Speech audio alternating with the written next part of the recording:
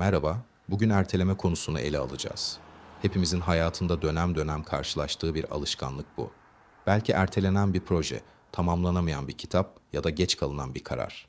Stoacı filozoflar hayatın amacına ve erdemlere odaklanmamız gerektiğini vurgular. Bu da erteleme gibi alışkanlıklarımızı gözden geçirmemiz gerektiğini gösterir. Şimdi Stoacı perspektiften bakarak ertelemeyi nasıl ele alabiliriz? Birlikte inceleyelim.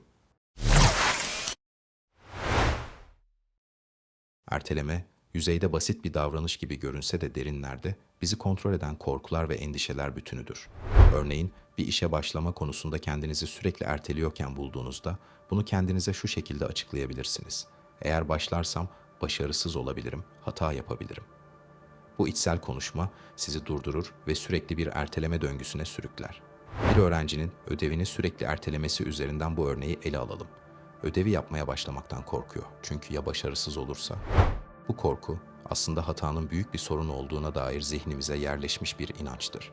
Fakat Stoacılar Epiktetos'un sözleriyle kontrol edemediğimiz şeylerden korkmak anlamsızdır derler. Öğrencinin bu noktada yapabileceği başarısızlıktan korkmak yerine ödevin her küçük adımına odaklanmaktır. Bu sayede sadece bugünün işini yarına bırakmaktan kurtulmaz, aynı zamanda her gün küçük bir adım atarak işi bitirme gücünü kazanır. Birçoğumuz günlük işlerde bile erteleme alışkanlığını fark ederiz. Ev işlerinden tutun faturaları ödemeye kadar bu küçük işleri biriktirmek aslında zihinsel yük oluşturur. Örneğin dağınık bir odanızı temizlemeyi düşünüyorsunuz. Ancak bu işi düşündükçe gözünüzde büyüyor ve bugün yapmasam da olur diyorsunuz.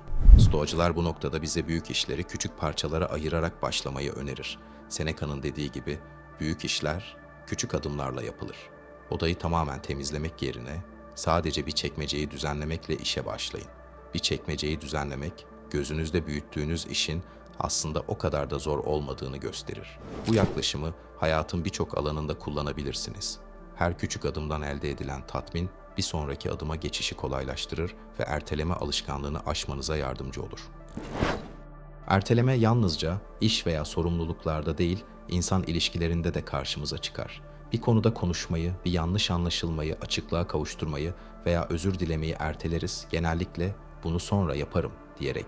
Fakat bu tür ertelemeler zaman içinde ilişkilerde kırılmalar, güven kaybı ve birikmiş olumsuz duygulara yol açar. Örneğin bir arkadaşınızla veya partnerinizle yaşadığınız bir sorunu ertelemek, iki taraf arasında daha büyük bir uçurum oluşturabilir. Stoacılar bu noktada ilişkilerde dürüstlüğün ve samimiyetin önemine vurgu yapar. Marcus Aurelius, içinde bir şeyler taşımanın ağırlığını konuşarak hafifletin diyerek ilişkilerde ertelemeyi aşmanın yolunun açık iletişimden geçtiğini belirtir.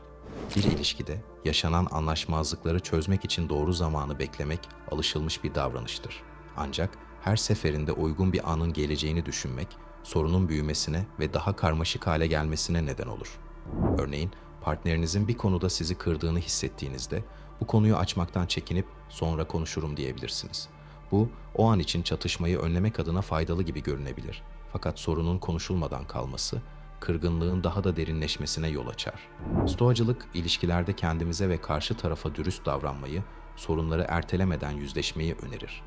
Anlık çatışmadan kaçmak, uzun vadede ilişkinin sağlığına zarar verir. Stoacı bakış açısına göre, şu an yaşanan bir sorunu ertelemek, daha büyük bir soruna davetiye çıkarmaktır. Bir ilişkide hata yaptığımızda, özür dilemek çoğu zaman zor gelir. Özür dileme anını sürekli ertelemek, ilişkilerde kırgınlıkların birikmesine ve karşılıklı güvenin zedelenmesine yol açar. Stoacılar, özür dilemenin insanın erdemli yönünü ortaya çıkardığını ve hatalarla yüzleşmenin insanı içsel olarak güçlü kıldığını savunur. Örneğin, bir arkadaşınıza istemeden de olsa kırıcı bir söz söylediyseniz, özür dilemek yerine daha sonra konuşuruz düşüncesiyle bu adımı erteliyorsanız, arkadaşınızın güvenini zedeleme riskini göze alıyorsunuz demektir. Bu, uzun vadede dostlukların zayıflamasına yol açar. Stoacılık, özür dilemek için en uygun anın her zaman o an olduğunu savunur. Çünkü dürüst bir özür, karşılıklı anlayışı artırır ve kırgınlıkların birikmesini önler. Arkadaşlık ilişkileri, karşılıklı anlayış ve destek üzerine kurulu güçlü bağlardır. Ancak zor zamanlarımızda destek istemekten çekinmek veya bir problem hakkında konuşmayı ertelemek bu bağları zayıflatabilir. Stoacılar, bir arkadaşla yaşanan sorunları dürüstçe konuşmanın arkadaşlığın güçlenmesine yardımcı olduğunu savunur. Sonra konuşuruz gibi düşüncelerle bunu sürekli ötelemek, hem sizin hem de arkadaşınızın arasında bir mesafe oluşmasına neden olur. Stoacılığa göre bu tür içsel yüklülerin birikmesi ilişkileri zamanla yıpratır. Bu durumda stoacı bir yaklaşım benimseyerek bir arkadaşınıza duygularınızı veya düşüncelerinizi paylaşmak için en iyi anın şu an olduğunu kabul etmeniz gereklidir. Bir problem hakkında konuşmak belki o anda zorlu bir adım gibi görünebilir. Fakat gerçek dostluklar bu tür samimi anlarla güçlenir. Epiktetos'un dediği gibi, korkusuzca konuşmak gerçek dostluğun temelidir. Aile içinde yaşanan duygusal karmaşalar ve anlaşmazlıklar en sık ertelemeye maruz kalan konulardan biridir. Ebeveynlerle yaşanan sorunlar, kardeşlerle veya aile üyeleriyle olan çatışmalar genellikle konuşulmaktan kaçınılan, ertelenen meselelerdir. Bunu daha sonra konuşalım ifadesi aile içindeki birçok sorunun çözümünü erteler. Örneğin bir anne veya baba çocuklarının yaptığı bir davranıştan rahatsız olup bunu zamanında ifade etmediğinde bu rahatsızlık büyüyerek aralarındaki mesafeyi artırabilir. Stoacılık burada açık ve dürüst bir iletişimin önemine dikkat çeker. Epiktetos'un ifadesiyle ilişkilerde dürüstlük çatışmanın değil anlaşmanın temelidir. Bir aile üyesinin sizi üzen bir davranışını konuşmaktan çekinmek, sorunun çözülmeden kalmasına ve o kişiyle duygusal bir mesafenin oluşmasına sebep olur. Stoacılık, bu tür durumlarda ertelemeden konuşmayı, kalp kırıklıklarını ve rahatsızlıkları açıkça dile getirerek çözmeyi önerir. Bu yaklaşım, bir yandan içsel huzuru korumanıza, diğer yandan da ilişkilerde derin bir güven bağı kurmanıza yardımcı olur. İnsan ilişkilerinde ertelemenin bir diğer etkisi, sevdiklerimize empati göstermek ve destek sunmak konusunda yaşadığımız çekincelerle kendini gösterir. Bazen yakın bir arkadaşımız ya da ailemizden birisi zor bir süreçten geçerken ona vakit ayırmayı veya ihtiyaç duyduğu desteği vermeyi erteleriz. Bu durumu ilerleyen günlerde daha uygun olur ya da şu an buna enerjim yok gibi düşüncelerle açıklamaya çalışırız. Ancak bu erteleme sevdiklerimizin yanlarında olmadığımız hissine kapılmalarına neden olabilir. Örneğin, iş yerinde stres yaşayan bir arkadaşınız size derdini açmak istiyor ama siz kendi gündeminizin yoğunluğundan dolayı ona vakit ayırmayı öteleyebiliyorsunuz. Bu tutum, onun yaşadığı sıkıntının katlanmasına ve size olan güveninin sarsılmasına yol açabilir. Stoacılığın değerlerinden biri olan duyarlılık burada devreye girer.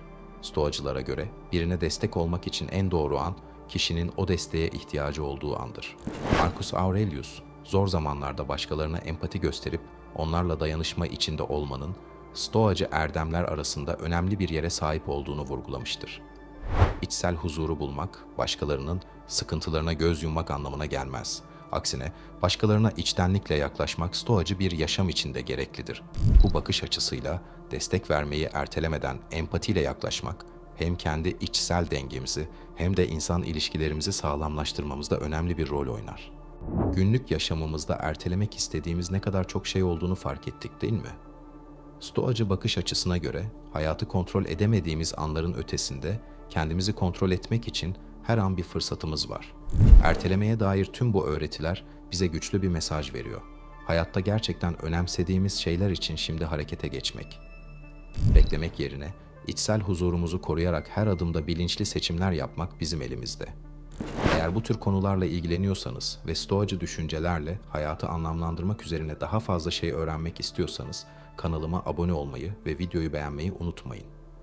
Bu destek, stoacılığın değerli öğretilerini daha fazla insana ulaştırmamıza katkı sağlayacak. Bir sonraki videomuzda yine hayatımızı derinlemesine etkileyen farklı bir konuyu stoacı bir gözle ele alacağız. Hayatın karmaşasında dengede kalmak için birlikte adımlar atmaya devam edelim. Bir sonraki serüvende görüşmek üzere. Unutmayın, asıl güç şimdi burada. Bu anın içinde saklı.